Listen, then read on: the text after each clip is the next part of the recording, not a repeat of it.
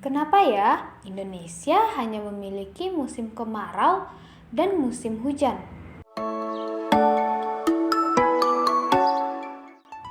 Halo adik-adik, kembali lagi pada pembelajaran kita selanjutnya.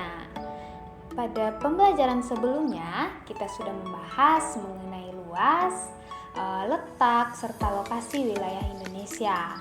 Untuk mengenal lokasi tempat tinggal, tentunya kita juga tidak hanya memahami mengenai lokasi, luas, dan letak.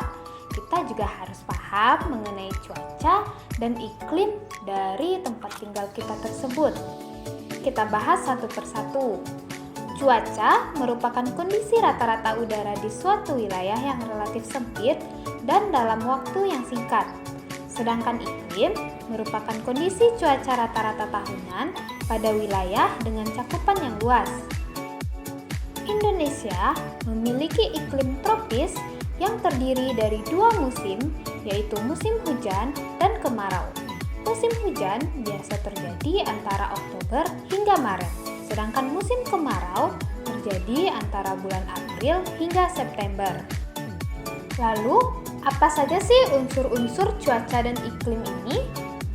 Yang pertama yaitu suhu udara. Suhu udara merupakan temperatur udara yang ada di permukaan bumi.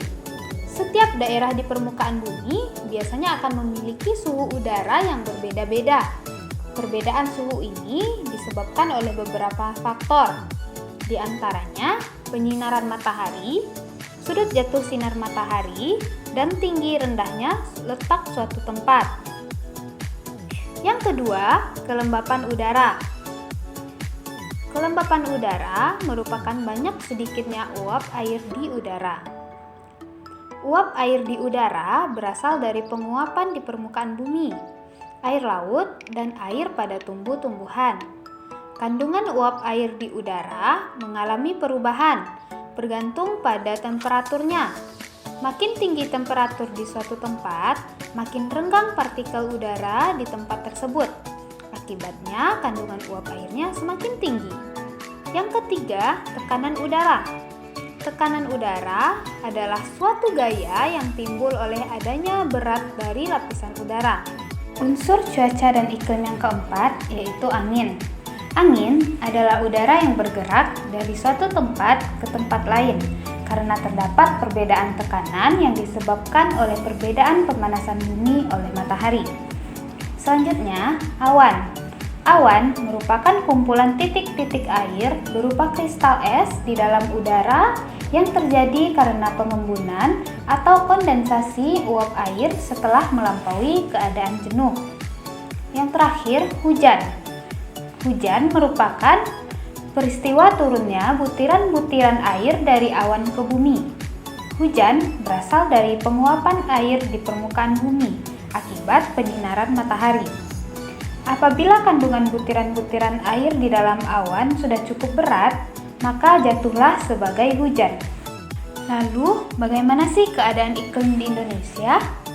Nah, menurut Imade Sandi tahun 1985, iklim Indonesia memiliki karakteristik tertentu yang ditentukan oleh faktor letak dan sifat kepulauan, yaitu yang pertama, suhu rata-rata tahunan tinggi karena letaknya dekat khatulistiwa. Yang kedua, ada hembusan angin musim yang membawa musim hujan dan musim kemarau. Yang ketiga, bebas dari hembusan angin taifun karena sebagian besar wilayah Indonesia terletak antara 10 derajat lintang utara dan 10 derajat lintang selatan. Yang keempat, kadar kelembapan udara tinggi akibat dari sifat kepulauan. Nah, secara umum, keadaan iklim di Indonesia dipengaruhi oleh 3 jenis iklim, yaitu iklim musim, iklim laut, dan iklim panas. Nah, apa itu iklim musim? Iklim musim dipengaruhi oleh angin musim yang berubah setiap periode waktu tertentu. Biasanya, satu periode perubahan adalah 6 bulan sekali. Yang kedua, iklim laut. Iklim laut terjadi karena Indonesia memiliki wilayah laut yang luas sehingga banyak menimbulkan penguapan dan akhirnya mengakibatkan terjadinya hujan.